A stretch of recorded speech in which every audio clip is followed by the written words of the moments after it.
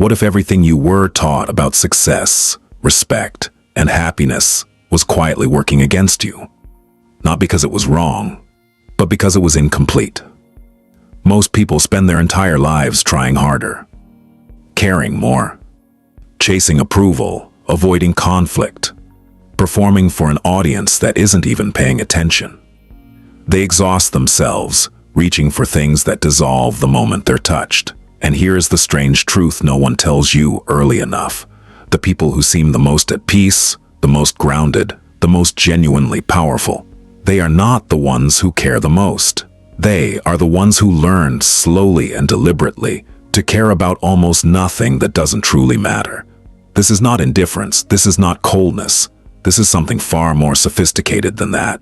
This is the quiet art of selective attention, and it may be the most underrated skill a human being can develop. Stay with this. Look honestly at your life right now. How much of your mental energy today was spent on things completely outside your control? A comment someone made, a situation that unfolded differently than you expected, a version of yourself you're still trying to prove to people who stopped watching years ago. The modern mind is a crowded place. It is flooded with noise, social comparison, unsolicited opinions, digital performance, and the constant low hum of other people's expectations. Most people live inside that noise without ever questioning it. They move through life reacting, adjusting, shrinking, or inflating, depending on what the room seems to demand. And the tragedy is this: none of it makes them happier. It only makes them busier. Busier worrying, busier managing impressions, busier building walls around an identity that was never entirely theirs to begin with. The human nervous system was not designed for the modern world. It was designed for survival. When a threat appeared, a predator, a rival, a social rejection from the tribe, the brain fired. Fast, without deliberation. Reaction was survival. That system still lives inside you, and in a world where the threats are rarely physical, but almost always social, it misfires constantly. Someone criticizes your work, and your body responds as if your life is at risk. Someone ignores your message, and your mind constructs elaborate narratives of rejection. Someone succeeds in an area where you feel uncertain, and something inside you quietly tightens. This is not weakness. This is biology operating without wisdom. Pause for a moment and consider what wisdom would look like here.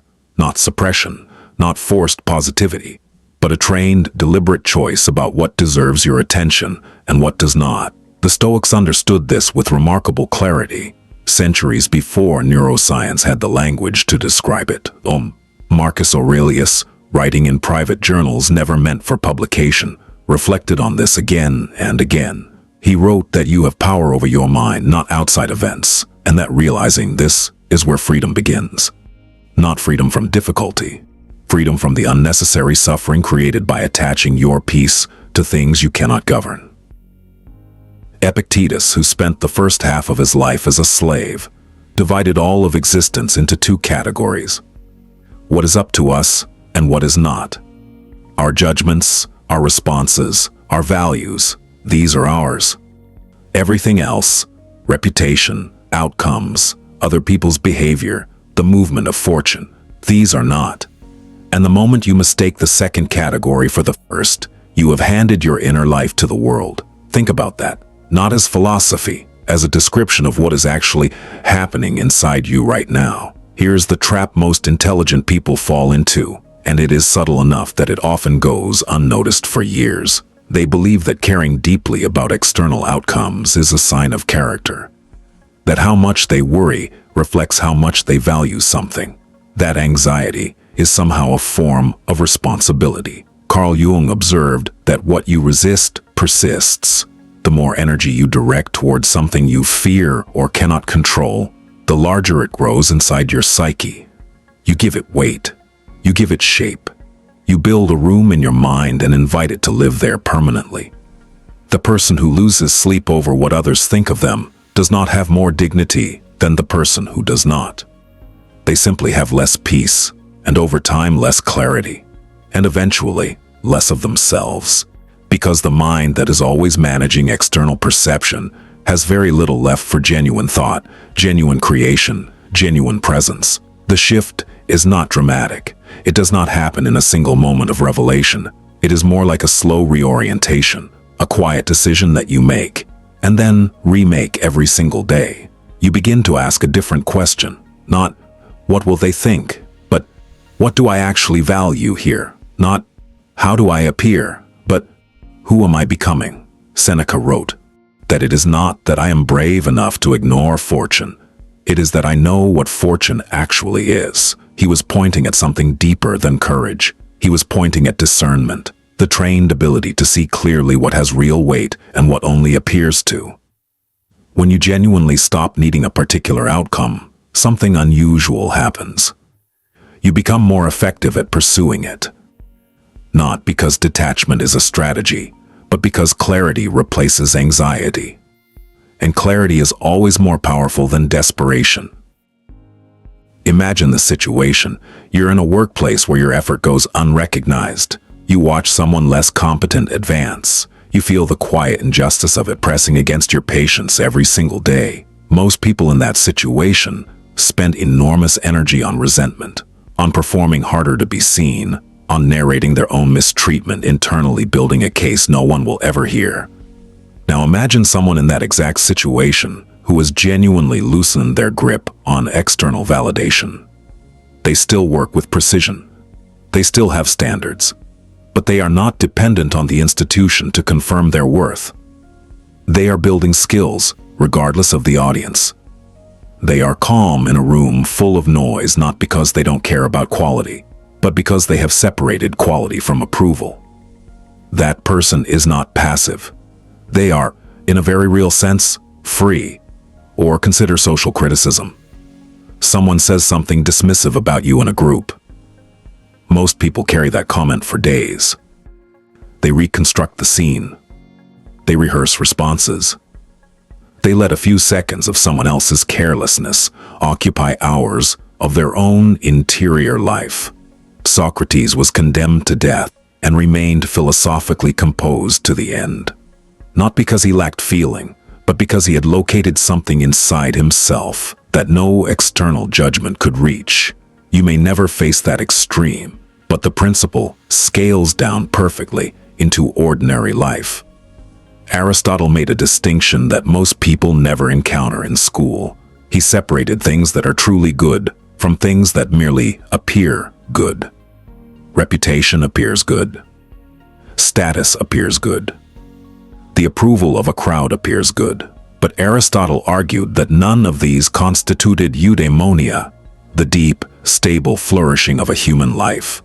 Only virtue, only the alignment of your actions with your deepest values could produce that.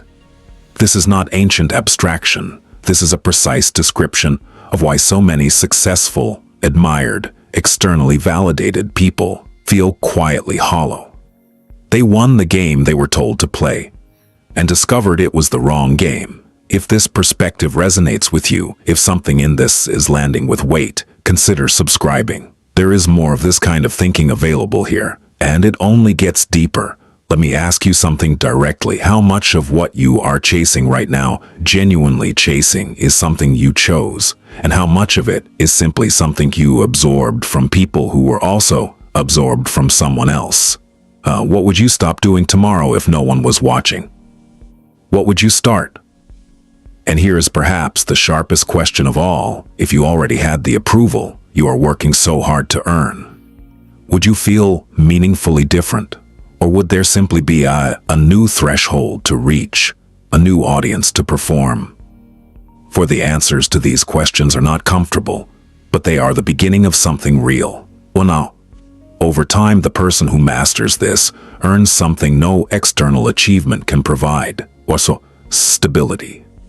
Not the brittle stability of someone who has managed to avoid difficulty, but the deep stability of someone who has stopped letting difficulty define them. Their decisions become cleaner, not because they don't feel things, but because their feelings are no longer hijacked by noise. They can take risks without paralysis because failure is no longer an identity. They can receive criticism without collapse because their sense of self is not built on other people's perceptions.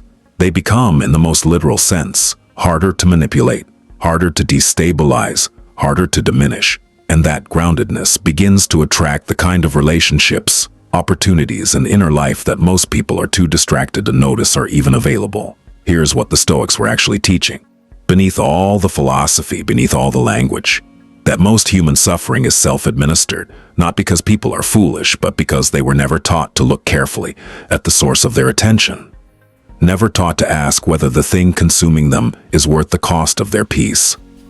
The less you need the world to validate what you already know about yourself, the less you need the outcome to justify the effort, the less you need the approval to confirm your direction, the more quietly, completely, and irreversibly you begin to inhabit your own life, not with indifference, with precision.